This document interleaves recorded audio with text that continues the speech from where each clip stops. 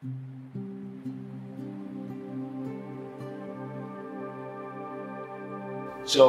I grew up in a place called Hitch Village Projects in Savannah, Georgia, and where we didn't have much of a lot of things going on. Even though there were activities at the community center, there still wasn't enough to keep a child like stabilized, out of trouble, so forth, so on. So my childhood life was more like anything that came with the projects, it was there, basically. So if it was the fights, it was the gangs, if it was this, it was that, it was there. Somehow I managed to like always want to be different. I dared to be different growing up in the projects, to where at such a young age I used to go down to River Street, which was probably a couple blocks away from Hitch Village, to make money.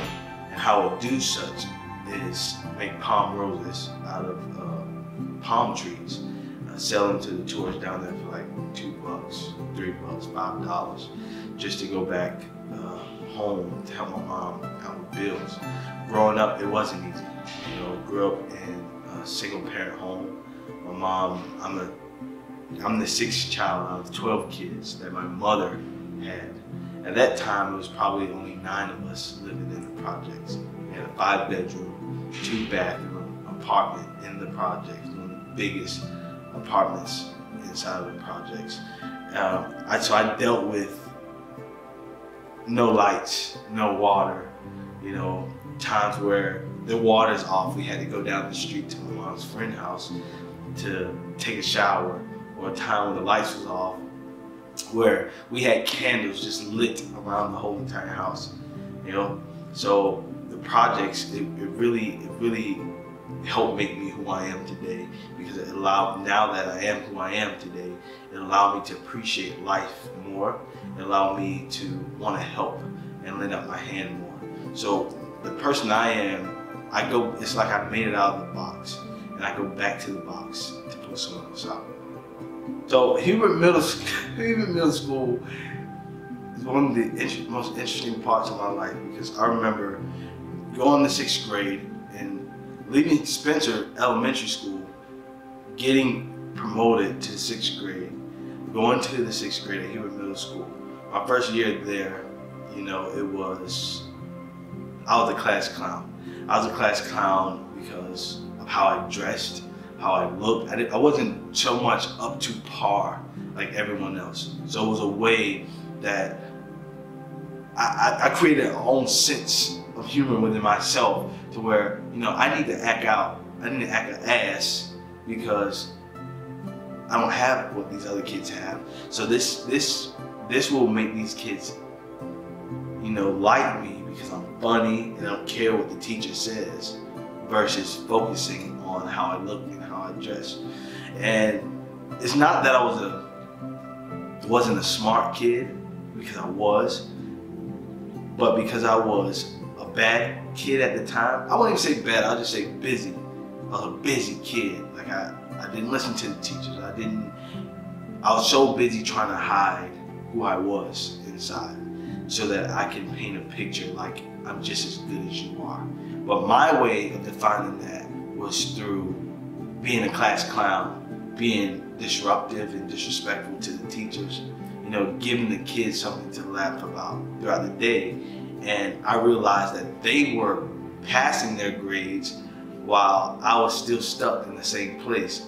However, so it's not like I didn't do the work and didn't know how to do it, because I did, but because of my temper, because of my attitude, because of my conduct, is what caused me to get left back in 6th grade twice. Now, having to repeat the same grade at the same school, the second year around, when I was supposed to be in the 7th grade, I got into a fight inside of the school and was told that I had to get expelled from the school. I couldn't go to no public school in the city of Savannah, period. So that means my mom would have to have moved into another city to send me to school, in which we didn't have the funds nor the resources to make that happen. I couldn't go to no alternative school because that was part of a public school, and the risk that I've had at the time, it caused me not to be put in the category to go to the alternative school.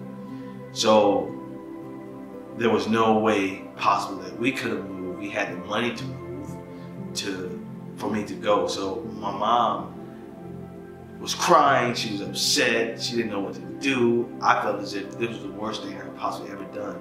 During that fight, a teacher got in the way of the fight and broke the fight up. And at that time, I thought that the teacher like kind of let this guy hit me.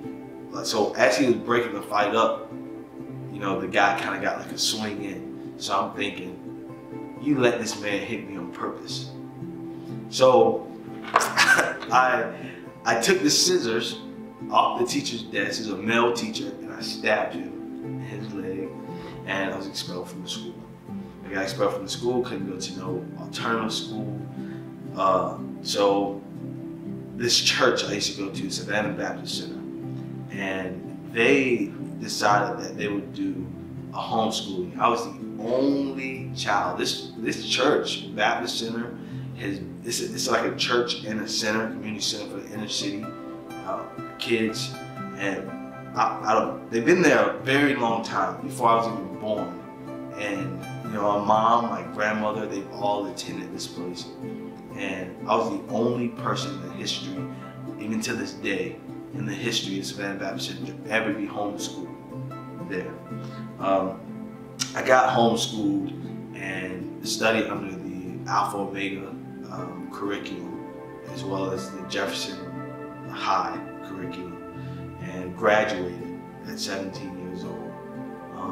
So that really played, Savannah Baptist really played a big part in my life. And Hubert really placed an impact on me. You know, even though what I've done was not a good thing to do, it made me that as well. And everything I talk about today in this whole entire interview is all about what has helped me become the person I am today. You know, and Hubert was a place where I thought that I couldn't succeed. You know, I couldn't do anything but be a class clown. Now, today, I give back to Hubert. I fed more than 400, 500 kids at the school.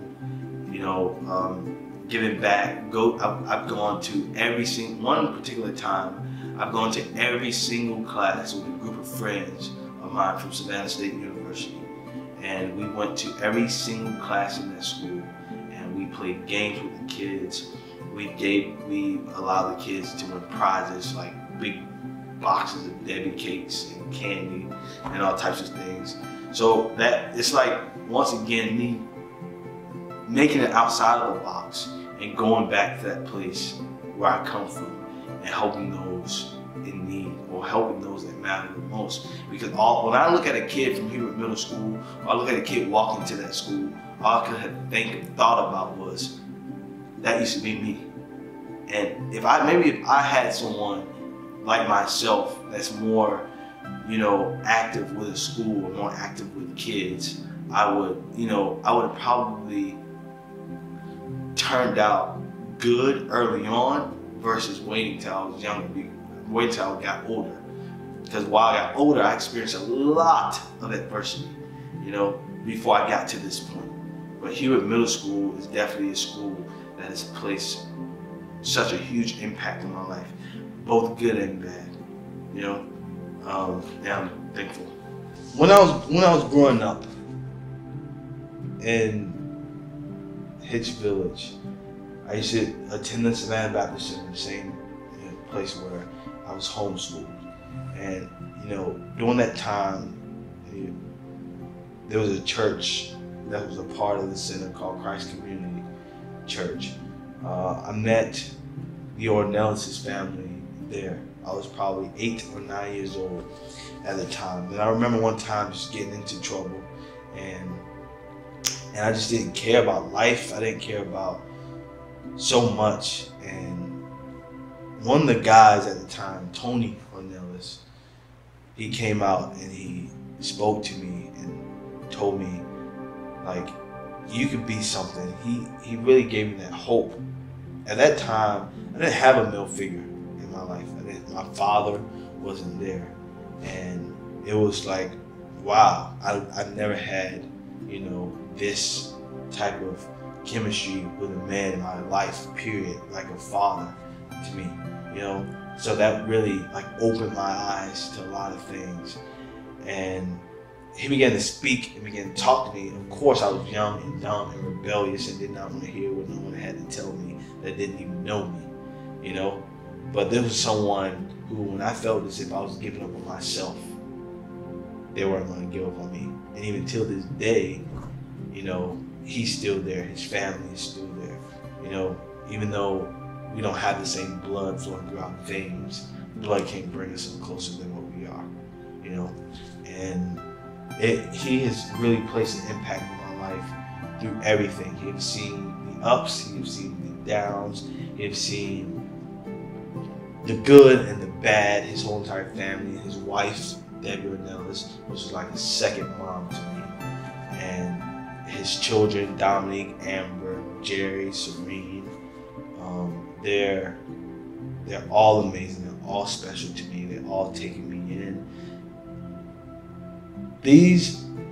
There are so many people that has played such an amazing role in my life that I can only be thankful for. I can only be thankful for. There's so many people who inspire me in ways that I probably would not have ever been inspired if I never met them. It's people, because these are the people who've never given up on me. Even when I want to give up on myself, even when there's other people who've tried to come into my life, but they gave up on me as I was giving up. And sometimes in life, you need someone that's not going to give up on you, even when you're giving up on yourself. And this is the motivation that I got from the ordinances, just as well as I got from the Grants. Kenny Grant, which was the pastor, just as well as I got from Sandra Taylor and Raquel Taylor, the Taylor family. It's like these are people who impact my life and help mold me into who I am today. These are people that stay on my back. These are people that told me, Tommy, these are the do's and don'ts in life. Even though my mom has told me these are do's and don'ts, I really didn't care what my mom was saying at the time. Because I was young. I was in the projects. I was young. I was rebellious. So I was looking at life like, you're struggling, let me help you. Then there are people like the Ornelses who come along who I felt as if was, well-rounded individuals, and the Grants who are well-rounded, family-oriented individuals who I was like, that's what I want to be like. When I looked at Pastor Kenny Grant, I look at Tony Ornelas, and these are men who take care of their family. These are men who take care of their business. These are men who protect their family. These are men who do all of these things. That's what I want to be. That's what I want to do. And that's the moment I realized I want to take care of my family. I want to do something like this. I want to be better than what statistics and the streets and the projects and people say that I have to be. Instead of being what they tell me I have to be, I want to be something that I know I can be. Actually, I want to be better than Tony. I want to be better than Kenny. That's the type of thing that was inspired within me by meeting them. And it's really, Ornelses have really, really, really placed a huge impact on my life. I mean, from day one, and it's a blessing, it's an honor, because I think about all the other kids at the time that I used to play with or I used to run around the projects with, how they could have had this opportunity that I've gotten. So I cherish it, and I'm so thankful, and I'm so grateful. And I say that because of real time and because of the actuality, there's nothing further than the truth. And the truth is, those same guys that, Tony Ornelas met back then, when he met me, at 8 years, 9 years old, running around the projects. There's several of them dead. Several of them are in prison on life sentence and never coming home. Several of them are strung out on drugs, may never get off. So I'm so thankful. So it makes me think, if Kenny Grant and Tony Ornelas and so many more people have never stepped in my life at such a young age, where would I be? Would I have this mindset? Would I be doing things that I do to help kids? Would I be wanting to travel? Would I be wanting more for myself? You know? So this is really placed an impact on me to where Tony Ornelas, Kenny Grant, I salute. But actually, my actual family, they're so amazing.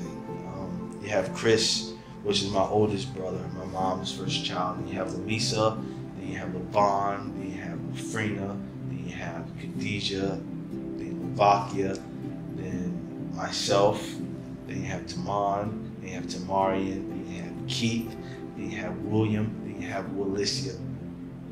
It's 12 of us, so I hope I didn't forget nobody. I hope I didn't forget no one. But anyways, I know it's 12, that's a lot. It all came from one woman. And, you know, my family, we're tight. We're really close. We are close, you know. We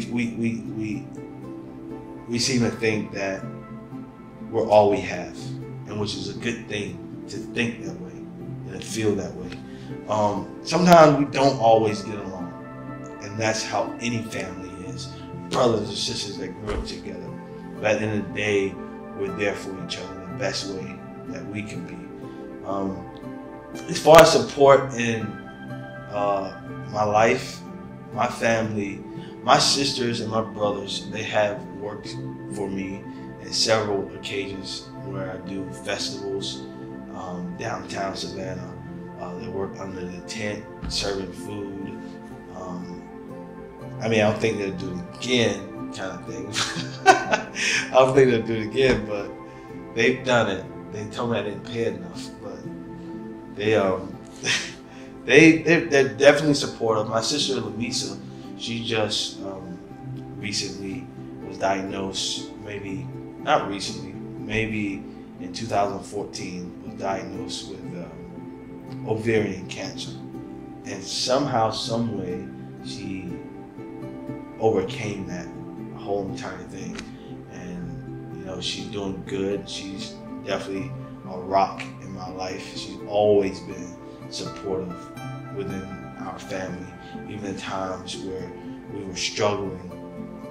Like, Lamisa was always the one that you could really turn to, you know, for anything.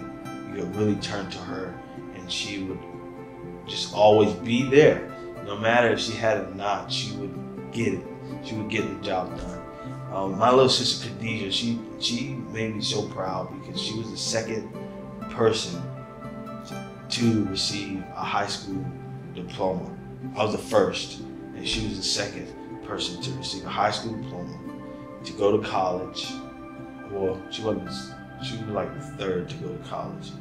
And she got married, she had children, she did everything the right way, you know. And I remember growing up and getting at like 17, 18 years old, myself at 17, 18 years old, telling her, you know, she was younger than I was, but I know that was a time where, you know, girls begin to feel themselves, you know, girls begin to explore guys and stuff like that. So it's like, I want you to finish school first.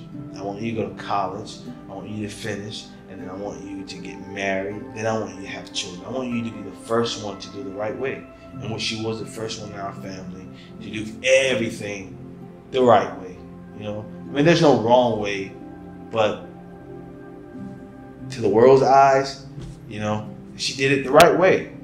She finished high school, she finished college, she got married, then she had one child, and she had another child, you know. So, and I salute her, and I love her so much because that's one thing she always promised to me that she would do. My mom, my biological mom, she's just so amazing. My mom, she's definitely my best friend. She's, it's like we have that special bond, that I don't think no one in this world will ever understand. It's like, not even my brothers and sisters understand it. At times, you know, they find themselves asking, like, is Tommy like a special child? Is Tommy like, you know, a privileged child? My mom's like, no, I love all my children the same. I show my mom a lot of affection. It's because it's like me now being older, I understand what my mom went through. Now being an adult, I understand what it's like. I understand what it's like to take care of myself. So I can only imagine what it's like taking care of so many kids, you know? So it's like, it's my way of comforting her and saying that everything's gonna be all right. You know, I got you now.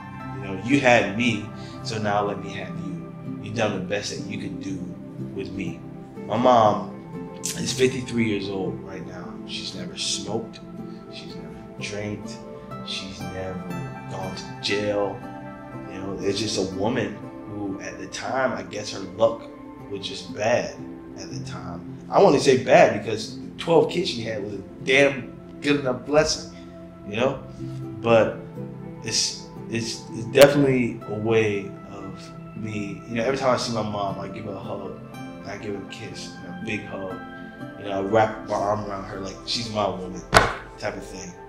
And just to let her know, like, you don't have to tell me. I know. It's like I almost know the pain that you had to endure. Growing up in the projects and struggling. Back then, I didn't even know the half of what you were going through because I was a kid. Now that I'm an adult, it's like I know and I understand. So my mom and I have a connection that is remarkable. I love it. She loves it. It's something that, it's a bond that is so indescribable. And I love my mom so much for everything that she's done, because without her, I wouldn't be here. You know, you have moms in this world who give their children up every day. You have moms in this world who cannot sustain a job or take care of a family, so they give their children away. You have moms who are pregnant and don't know what they're going to do because this is their third child. Well, in my situation, I would have been the sixth child. So you have moms who have children, don't know what to do with the sixth child, so they get an abortion. My mom had that choice, but she did not do that. And had she done that, I wouldn't be here speaking and telling my story, you know? So it's like I love my mom so much, because it takes a strong black woman to endure and encounter so much adversity, but yet still continue to strive. But yet still continue to strive and still continue to take care of her children. And when she did a damn good job at doing it. I love my mom. Restaurant business is amazing. Some people are sleeping, like literally like sleeping on the restaurant business, where there's tons of revenue that can come in right here in Savannah. I like to focus more so on festivities like St. Patrick's Day, Oktoberfest, Seafood Fest, Bacon Fest, and so much more festivals in Savannah. I also have a car wash, Tommy's Auto Shine, which I own and operate myself. I'm not actually there. I have employees there, but I'm a sole proprietor, meaning I own the company by myself.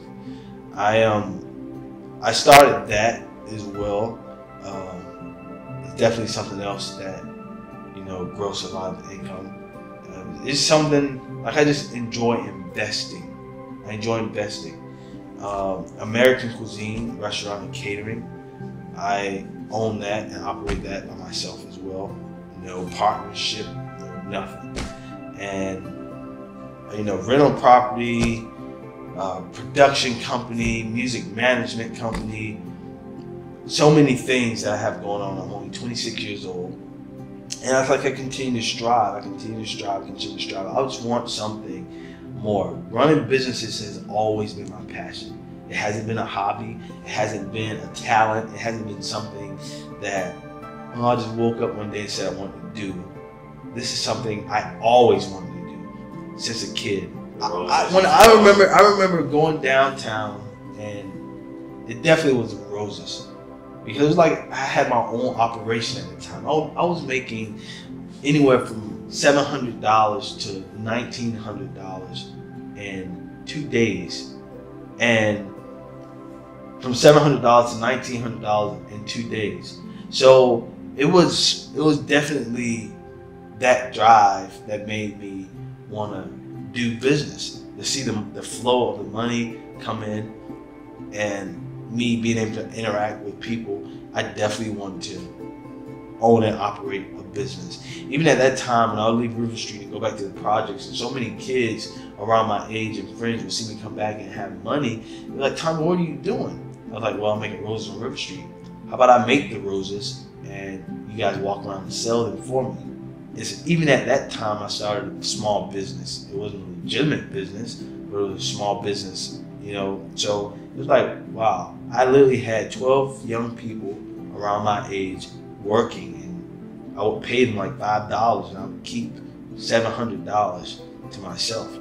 So it was like older guys, and my uncle at the time would always tell me, like, "Tommy, you have a mentality to be like this business owner." And it's like that. At that point, I realized I really want to own businesses. I want to run businesses. That's my goal. That's my dream. That's what I'm going to do.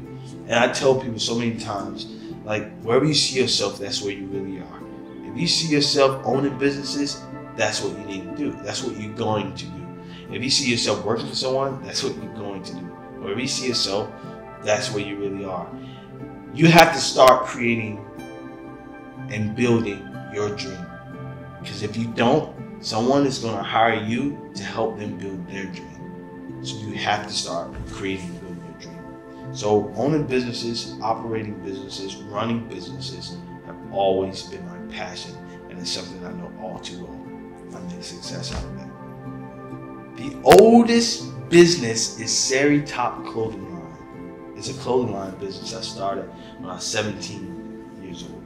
The craziest thing happened in my life. I was 19 years old in 2010, and 3 stores down from where I was eating for dinner, Olympia Cafe. It was, at the time, Toys Ahoy store was being robbed. It was a black man wearing a red shirt, was the description that was given to the police. On that particular day, I had a red shirt on, and I walked right into the scene. Police stopped me, and they said, "Put your hands up. You're under arrest. You robbed a store." I told them I did not rob a store. I just got through eating dinner, so forth, so on. The victim at the time told the police or detective or whatever, like, "Yeah, that's the guy that robbed me," so forth, so on. I guess she was traumatized as to what was going on. On this particular day, she pointed me out. She didn't point me out. She just said that I was the guy. Witnesses that was involved into the scene said that I was not the guy. The guy that actually robbed the place touched the registers, touched the countertop, the glass window, the glass door. So he had fingerprints everywhere. They fingerprinted me. My fingerprints did not match. Like, you go to Tommy Frazier armed robbery Savannah right now on Google, and then just pop up the story of how even the guy had an African accent, a huge scar under his left eye, and my fingerprints did not match. So it's like you had all these key evidence that did not match myself. I don't have a huge scar on my left eye. I don't have an African accent. I don't have my fingerprints did not match anything. Fingerprints would have definitely put me there. None of that matched. However, I had to go to prison because I had at the time a weak public defender who wasn't doing anything. You know, sometimes these people work with the DA instead of working for you. That's just how it works.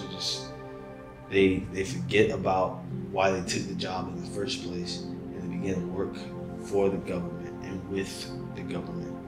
You know, and so I sat in prison for 4 years, looking to do 10 years. Sat in prison 4 years and was released.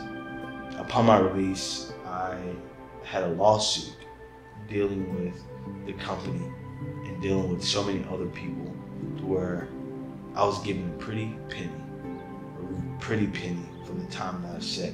Even though they cannot give me back that time. No money in the world can give me the time, can give time back to me that was taken away from me. You know, millions of dollars, that's nice to have, but it cannot take back, it cannot give me back the time that I lost for something I didn't do. You know? The second time, in 2015, I went to prison again. At that time, I was on parole. I was on parole at that time. And I was going to my car wash, and I just hired this guy to work. It was his first time working. I saw his face before, but he never called my phone or anything. Just so happened I was driving down Victory Drive in Savannah and going towards my car wash, and I saw the guy that I told to come to work. You know, he came up to the car wash.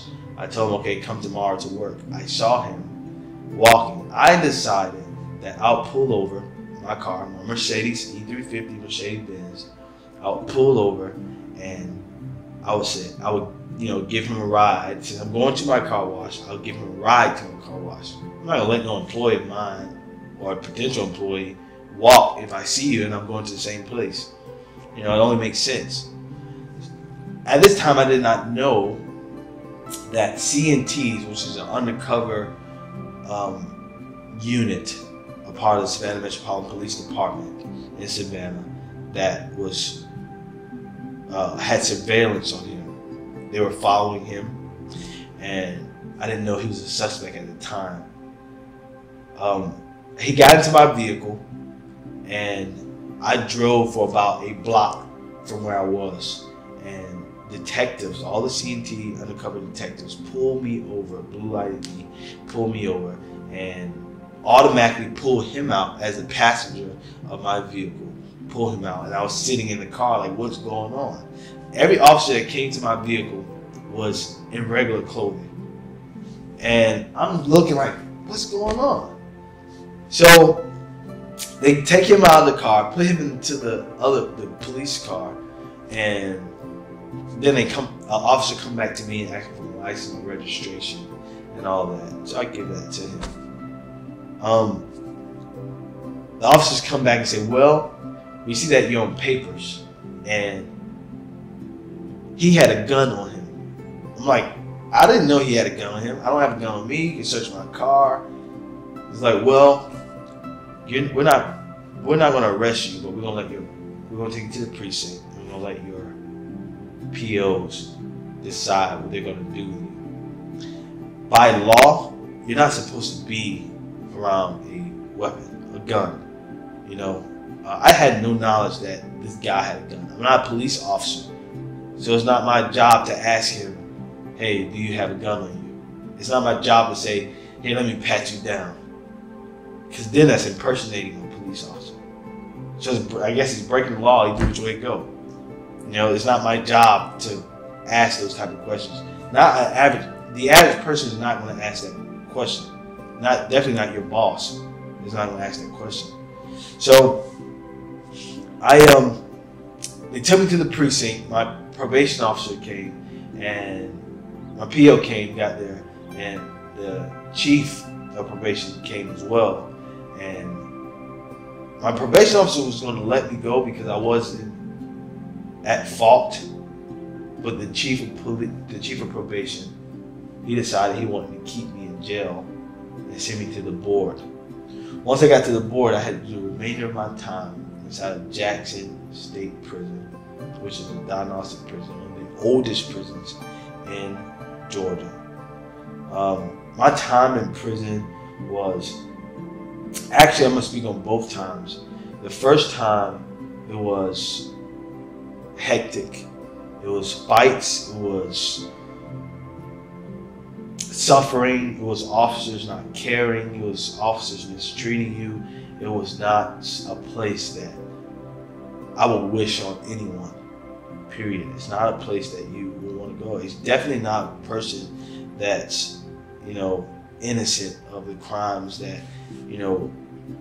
that they're saying that you've done. And what's so confusing about me inside the United States is that we say that you're innocent to proven guilty, but it's like, because this happened to me, I can only imagine how many people that's sitting inside the jail right now as I speak. Right now as I speak, how many people are sitting in jail that are innocent?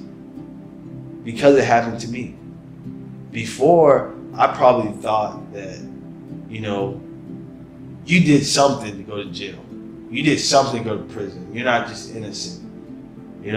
For every time someone told me, man, I know this person that's innocent, I'm like, no, they did something to go there. But until it happened to me, that's the moment I realized that there's so many people. I know you have some guilty people in there.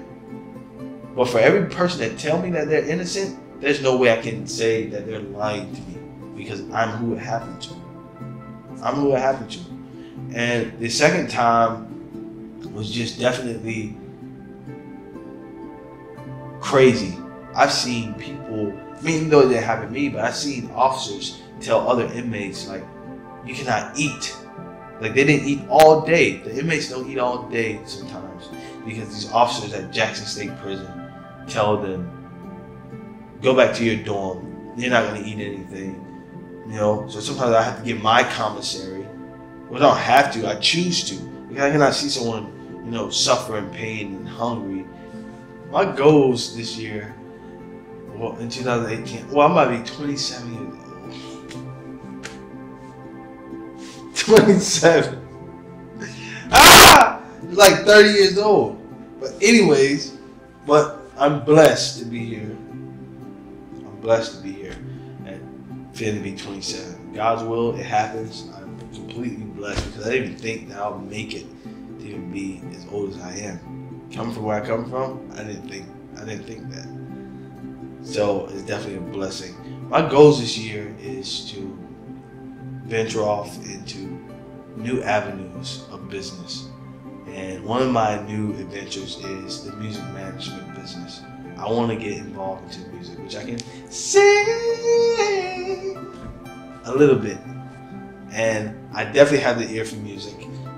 If it's rapping, if it's singing, if it's pop, if it's rock, if it's gospel, if it's blues, if it's country, if it's R&B, if it's soul, I definitely got the ears for it.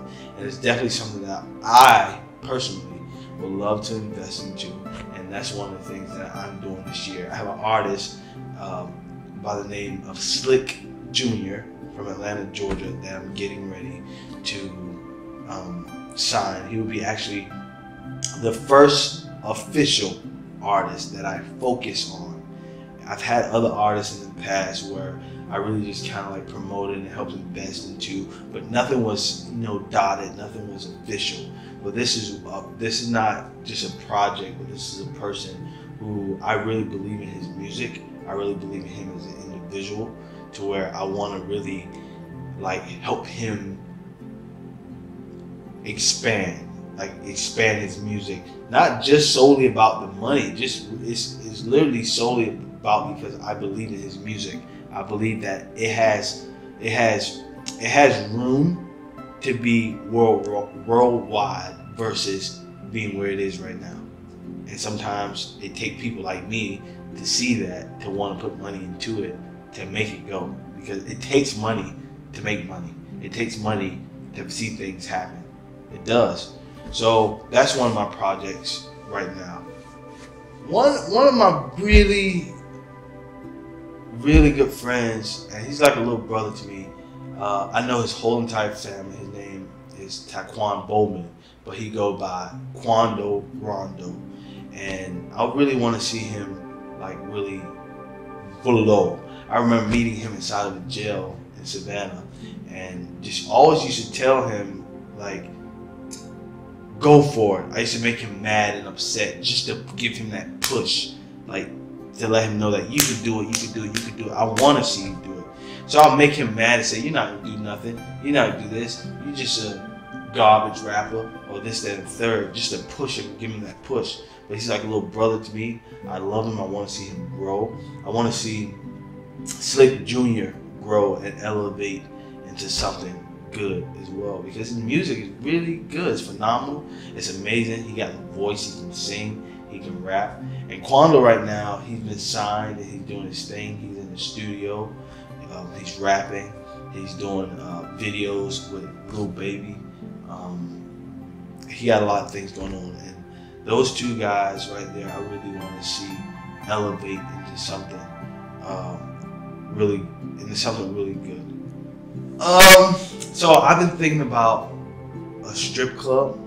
I've been thinking about a few bars in Savannah.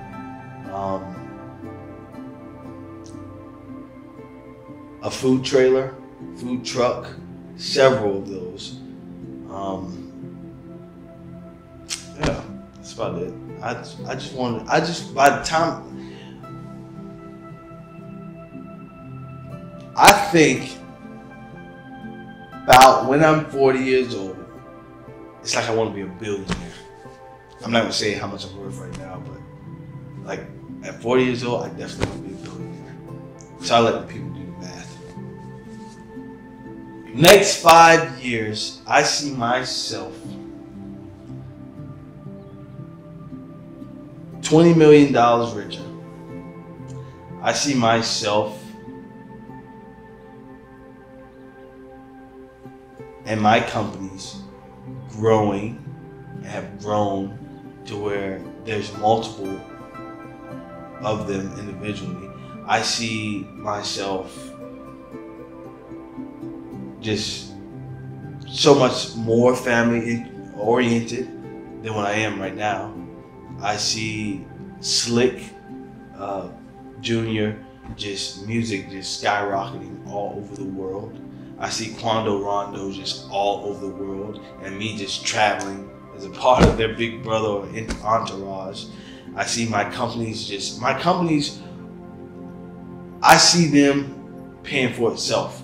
I see them running itself to where I don't have to be there. You know, I see it just growing, and I have the minds.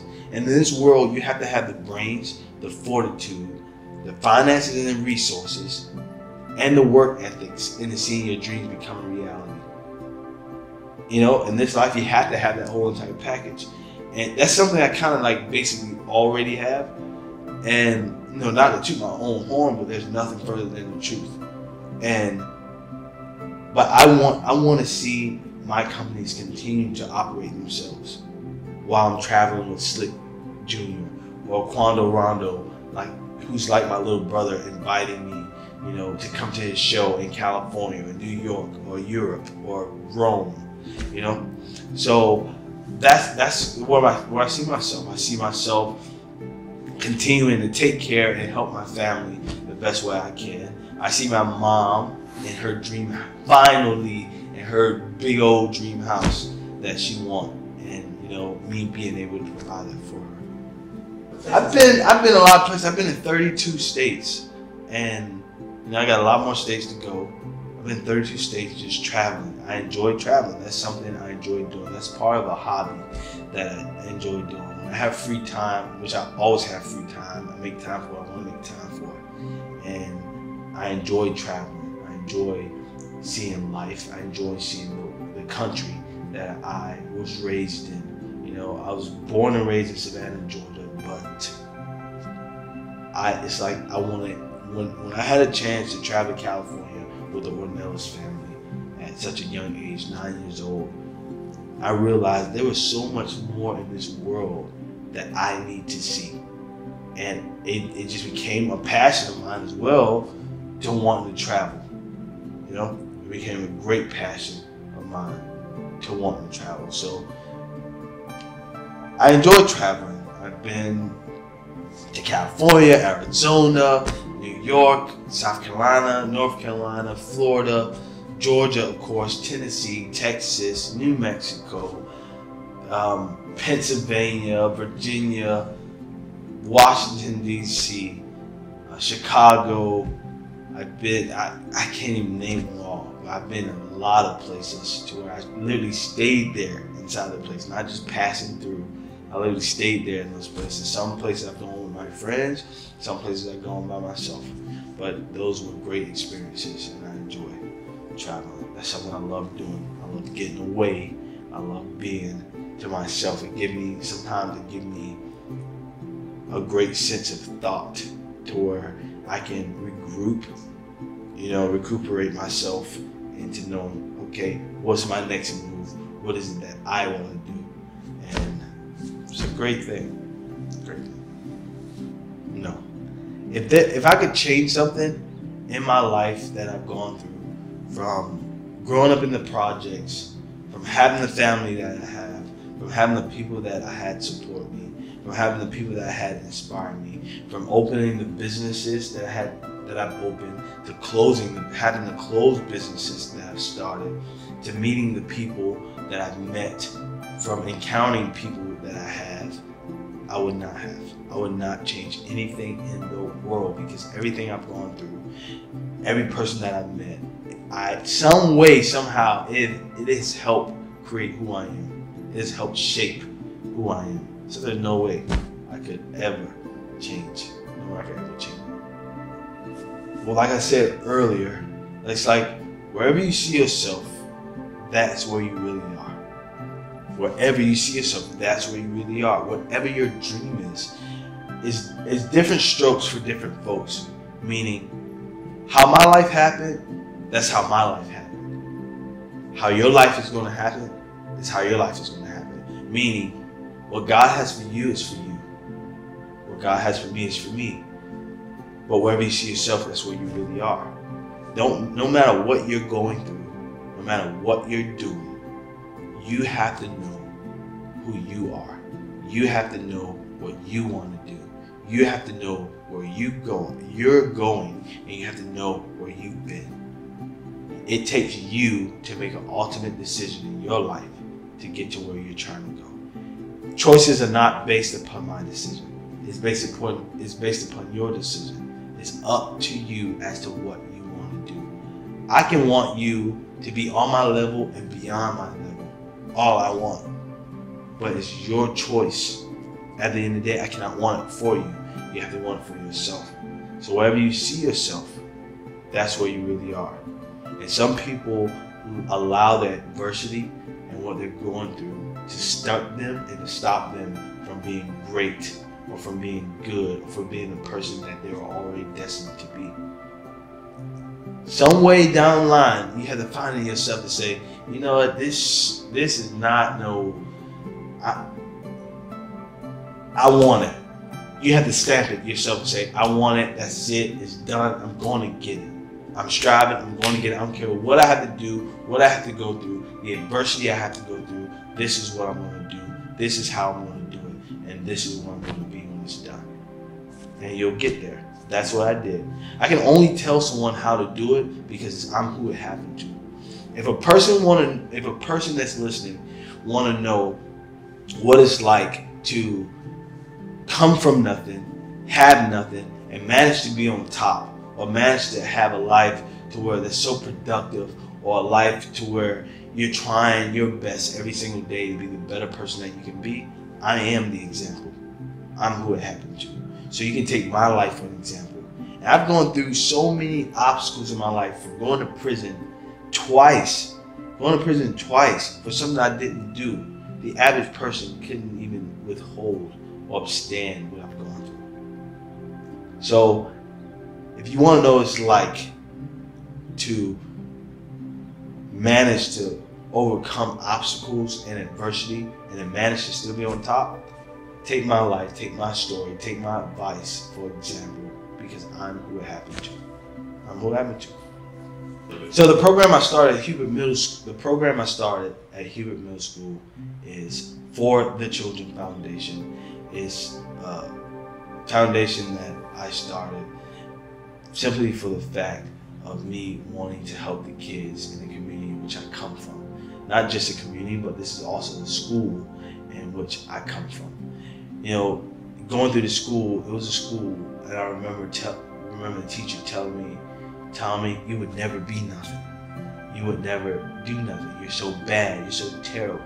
So some of the activities I do, I get a lot of students from Savannah State, or friends that I know from Savannah State or Armstrong Atlanta State University, which is now part of Georgia Southern, I believe. And I get them, and we go into the school, and we'll talk with the kids. We'll speak with the kids, more so motivational speaking. And you know, these are college students who most of the kids that I bring to Hubert Middle School from these colleges were kids who grew up in the inner city, kids who come from the projects, such as I do, who can relate to the children who are actually living inside of the poverty, or the children who are actually living inside of these projects, you know, housing or public housing, rather, who can relate more versus, you know, Donald Trump's daughter coming into the school and trying to tell a child, you know, be good, get good grades, do good things, and this kid looking at you like, girl, you never been through what I've been through. But yet, I bring in people who know it firsthand, like myself, who can relate to this child, who can relate to this kid who's going through an abusive domestic family problem, or who going through poverty, or who going through not, you know, your lights off or your no food in the house. We've all experienced that. And a lot of the mentors and counselors inside my program and for the Children Foundation, they've all been through what I've been through and what these kids are going through. And that's something that I target when volunteering to the program. That's one thing that I always ask the volunteers: what have you gone through? And you know, that plays a big role inside these kids' lives, because when the child feels if you can relate to them more, they're more open to you. They're more open to talk. They're more open to conversation. They're more open to guidance. They'll listen to you more than they'll listen to someone who's born with silver spoon.